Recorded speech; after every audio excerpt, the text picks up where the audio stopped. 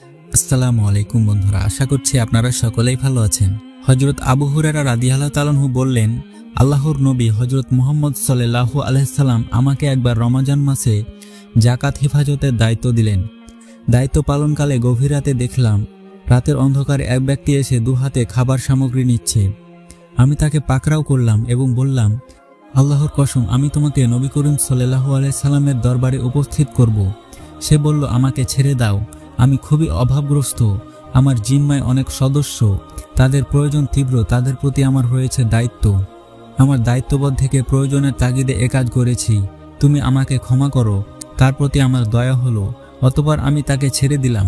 সকালবেলা প্রিয় নবী আবু হুরায়রা রাদিয়াল্লাহু তাআলা আনহুকে জিজ্ঞেস করলেন, রাতের বন্দির কি খবর? আমি বললাম, হে আল্লাহর রাসূল সাল্লাল্লাহু আলাইহি সাল্লাম, তার পরিবার ও প্রয়োজনীয়তার কথায় আমার বেশ দয়া হলো, আমি তাকে ছেড়ে দিয়েছি।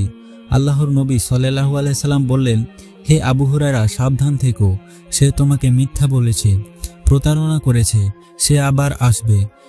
প্রিয় নবীর কথায় আমার বিশ্বাস হলো, আমি বুঝতে পারলাম সে আবার আসবে। আমিও অপেক্ষা করলাম। সত্যি সত্যি সে গভীর রাতে আবার এলো, আগের মতোই দুহাতে খাদ্য সামগ্রী নিতে লাগলো। আমিও তাকে আগের মতো ধরে ফেললাম এবং বললাম, আমি তোমাকে আল্লাহর রাসূল সাল্লাল্লাহু আলাইহি সাল্লামের কাছে নিয়ে যাব। সে অনুরোধ করলো, আমাকে ছেড়ে দিন, আমি খুবই অসহায়, পরিবারের আমি প্রধান, পরিবারের সবাই আমার ওপর নির্ভরশীল, তাদের খাদ্য না জোগালে তারা উপোস থাকবে। কথা দিলাম আর আসবো না। আমি তার কথায় বিশ্বাস করলাম, আমি তাকে বিশ্বাসের কারণে ছেড়ে দিলাম। রাত গড়িয়ে সকাল হলো। নবী করিম সাল্লাল্লাহু আলাইহি সাল্লাম জিজ্ঞেস করলেন, হে আবু হুরায়রা, তোমার রাতের আসামি কোথায়? আমি জবাব দিলাম, হে আল্লাহর রাসূল, তার তীব্র প্রয়োজনীয়তা আর তার পরিবারের কথা শুনে আমার দয়া হলো, আমি তাকে ছেড়ে দিয়েছি। রাসূল সাল্লাল্লাহু আলাইহি সাল্লাম বললেন, খবরদার, সে তোমার সাথে প্রতারণা করেছে এবং সে আবার আসবে।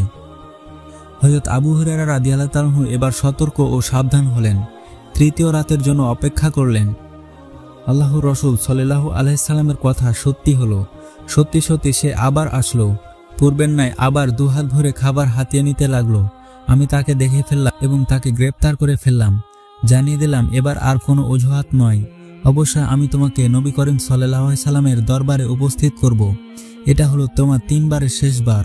তুমি প্রত্যেকবার বলেছ আর আসবে না, কিন্তু তুমি বারবার আসছো, কথা রাখনি, বরং ওয়াদা খেলাপ করেছো। সে বলল, আমাকে আপনি ছেড়ে দিন, এমন কথা আপনাকে শিখিয়ে দিব যার বিনিময়ে আপনি উপকৃত হবেন, আল্লাহ আপনাকে হেফাজত করবেন।